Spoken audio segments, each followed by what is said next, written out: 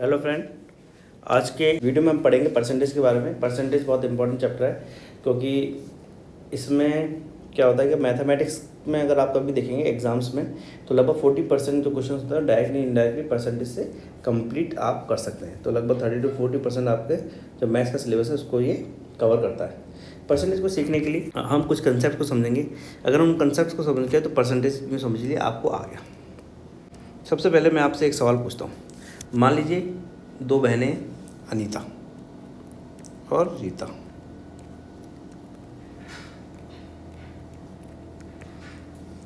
जो अनीता है उसके हैं 320 नंबर और जो रीता है उसके हैं 300 नंबर। समझ लीजिए ये क्वेश्चन आपकी तर्क शक्ति का एक तरह से टेस्ट भी है। अब मैं आपसे पूछूं कि अनीता या रीता दोनों में ज़्यादा कौन इंटेलिजेंट है। अगर आपने इसका सही जवाब दे दिया, जो आप कमेंट सेक्शन में दीजिएगा, पॉज करके दीजिएगा। अगर आपने सही जवाब दे दिया है तो ये समझ लीजिए कि आपने जो इसके मैथ्स का सेक्शन है उसमें 70 to 80% स्कोर आप इजीली कर जाएंगे, क्योंकि काफ़ी हद तक रीजनिंग वगैरह रहेगी, एनालॉजी वगैरह जो है वो इसी पे बेस्ड है। अगर आप इसको करके दो, मैं आपको 2 सेकंड देता हूँ, आप तो पॉज करके आराम से 10 सेकंड में या 20 सेकंड में जवाब दीजिएगा, ठीक है। अब मैं आपसे पूछूं, जैसे ये अनीता ज़्यादा इंटेलिजेंट है या रीता ज़्यादा इंटेलिजेंट है, आप क्या कहेंगे? ऐसा लगता है अनीता ज़्यादा इंटेलिजेंट है, लेकिन क्या आपको पता है इसमें इन्फॉर्मेशन जो है, जो सूचना है वो कंप्लीट नहीं है, इनकम्प्लीट है।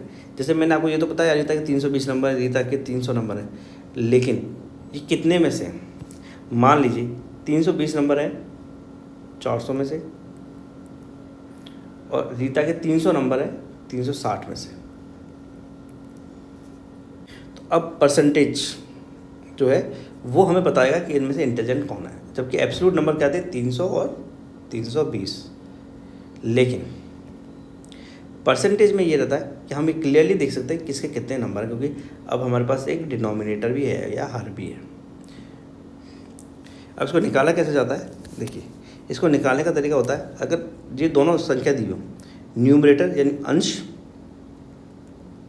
और डिनोमिनेटर यानी हर संख्या दी हो, तो उसको गुणा कर दीजिए 100 से और आपका परसेंटेज निकल आएगा। अब 0 से 0 कट जाता है। मैं आप समझते हैं, मुझे लगता है कि आपको समझ में आती होगी, क्योंकि अगर ये 100 है, ऊपर की तरफ है, ये हमेशा याद रखिए ऊपर की तरफ है, तो ये इसको ऐसे समझ ली थी, है ना। मैं थोड़ा सा इसको चेंज कर देता हूँ। जब हम लिखते हैं मल्टीप्लाइड बाय 100, तो इसका बेसिकली जो मतलब होता है वो ये होता है, मल्टीप्लाइड बाय 100।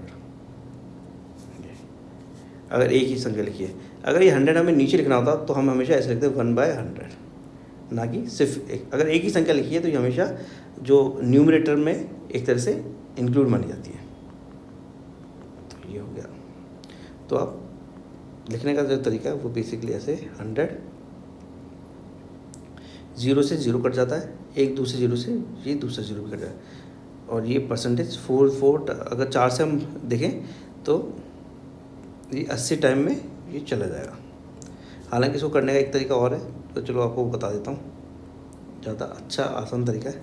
जैसे नीचे की संख्या 4 है, ऊपर की संख्या 320 है, तो आखिर में 0 है और यहाँ 4 है, यानी ये दोनों नंबर 2 से विभक्त हो सकते हैं। हो सकता है 4 से भी जाए, लेकिन हम जनरली सबसे छोटा नंबर लेते हैं, तो 2 से विभक्त हो जाएगा। तो 2 से विभक्त करेंगे, डिवाइड करेंगे तो ये 160 हो जाएगा और ये 2 हो जाएगा, और फिर इसको करेंगे तो ये 2 से ये 80 हो जाएगा। तो परसेंटेज कितना हो जाएगा? 80%। और ये किसके नंबर थे? ये अनीता के नंबर थे। रीता के नंबर कितने थे? 300। और रीता के कितने में से नंबर थे? 360 में से। और हमें परसेंटेज या प्रतिशत निकालने के लिए क्या करना है? इसको गुणा करना है 100 से। इसमें 2-3 तरीके होते हैं, आज हम ये मेन तरीका पढ़ेंगे। ये बहुत आसान तरीका है और मुझे यकीन है कि स्कूल वगैरह में भी ये तरीका ही सिखाया जाता है, इससे बहुत आसानी से आप निकल जाएगा। तो यहाँ से अगेन 0 से 0 कट जाएगा। अब यहाँ 10 रह गया, यहाँ 36 रह गया।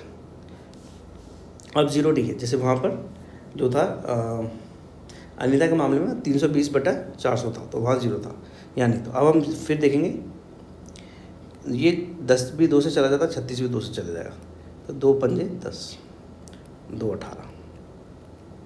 अब 5 2 से नहीं जाएगा, 18 2 से नहीं जाएगा, 3 से 18 चला जाएगा लेकिन 5 नहीं जाएगा, इसलिए यहाँ से हटा देते हैं। अब इधर देख लेते हैं 300 और 18 के बीच में ये दोनों संख्या 2 से विभक्त हो जाएगी, तो ये हो जाएगा 9 और ये हो जाएगा 150। फिर ये 15 है और ये 9 है। देखिए कोई भी जैसे 3, 6, 9 शब्द होता है, 3, 6, 9 और 12, 15, क्योंकि 12 जैसे 12 में क्या करेंगे 1 और 2 को जोड़ेंगे तो 3 हो जाएगा। तो कोई भी संख्या अगर किसी भी नंबर की सारी संख्या को जोड़ने से वो संख्या 3 में विभक्त होती हो तो फिर वो मतलब 3, 6 या 9 रहता हो तो वो संख्या 3 से विभक्त हो जाती है। जैसे 9 तो हो ही जाएगा, 3 टाइम का 3 या 9। ये 15 में 5 + 1 करेंगे 6, तो ये भी 3 से चला जाएगा। बेसिकली 250 50 × 5 250/3। अब अगर हम इसको डिवाइड करेंगे तो ये हो जाएगा 83.3। तो अनीता का कितना परसेंटेज बना था, आप वीडियो को पीछे करके देख सकते हैं। अनीता का जो प्रतिशत था वो था 80%, और जो रीता का प्रतिशत है वो है 83.3। इसलिए कौन ज़्यादा इंटेलिजेंट है, रीता। अब आपने कमेंट सेक्शन में अगर आपने ये जवाब दिया था कि रीता या अनीता इंटेलिजेंट है, भले आपने रीता बताया हो या अनीता बताया हो, तो आप गलत हैं, क्योंकि जो सूचना थी वो पूरी नहीं थी, और सूचना पूरी ना होने के कारण जो आपका जवाब था वो गलत है।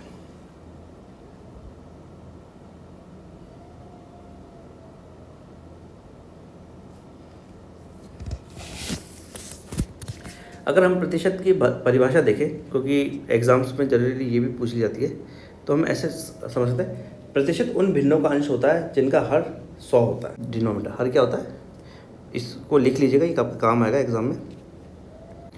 प्रतिशत, ये आपको एग्जैक्टली लिख लीजिए ऐसे, प्रतिशत उन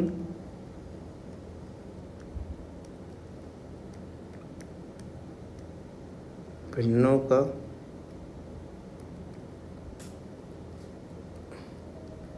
अंश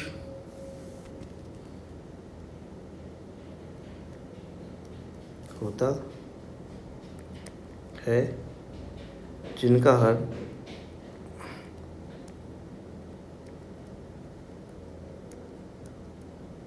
100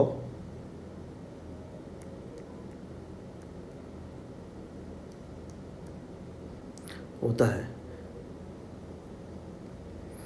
तो ये परिभाषा है, प्रतिशत उन भिन्नों का अंश माने न्यूमरेटर होता है जिनका हर माने डिनोमिनेटर 100 होता है। अब प्रतिशतता के अर्थ अगर हम बात देखें, देखिए प्रतिशत जो शब्द है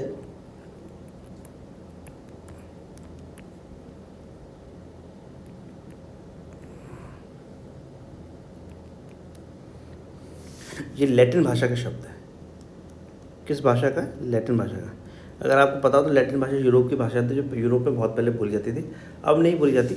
अब तो इसको जैसे इंडिया में संस्कृत है कि थोड़ा बहुत कुछ ही स्कॉलर्स हैं, और जनरली पुरानी चीज़ें, पुराने जो ग्रंथ वगैरह हैं जैसे पाली और संस्कृत वगैरह में लिखे रहते थे, ऐसे ही ये लैटिन भाषा में यूरोप में लिखे रहते हैं। तो ये पुरानी भाषा है, पुरानी बाइबल वगैरह इसमें लिखी हुई है। और मैथ्स और विज्ञान यानी साइंस में मैक्सिमम शब्द जो लिए गए वो लैटिन भाषा से लिए गए। तो ये प्रतिशत परसेंट जो है लैटिन भाषा का शब्द है। जो लैटिन भाषा में एक शब्द है जिसका नाम है परसेंट, जिसको बोलते हैं परसेंटम।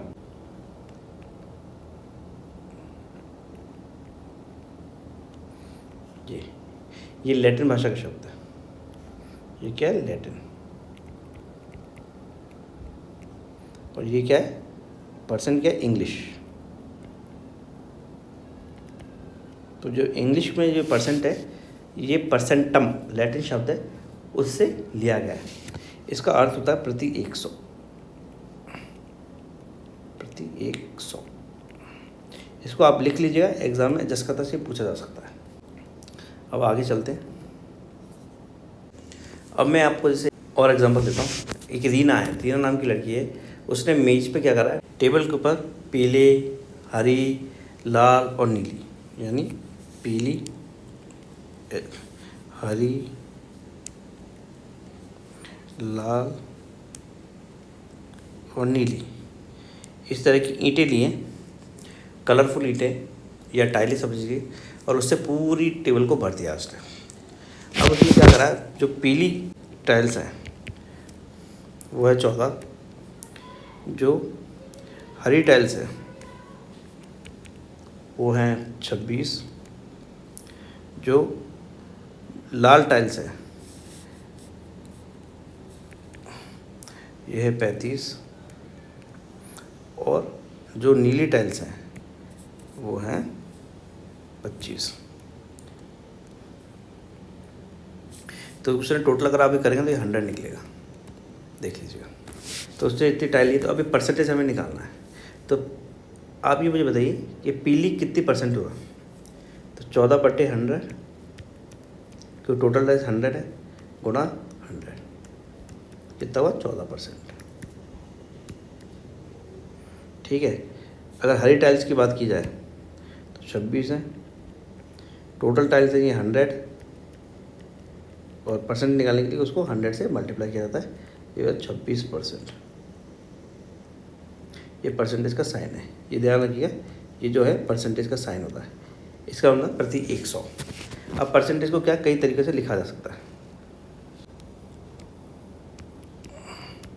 14%, 14/100 है ना, और चूँकि एक तरीका ये 0.1 और 4, क्योंकि डबल ज़ीरो जहाँ होता है इसको क्या करते हैं, उस नंबर से जैसे 1 0 तो एक नंबर हटा देंगे, दूसरा ज़ीरो दूसरा नंबर 1 है यहाँ पर लगा देंगे, तो यहाँ पर ये वैल्यू आ जाएगी। तो ये इस तरीके से ये तीनों तरीके जो हैं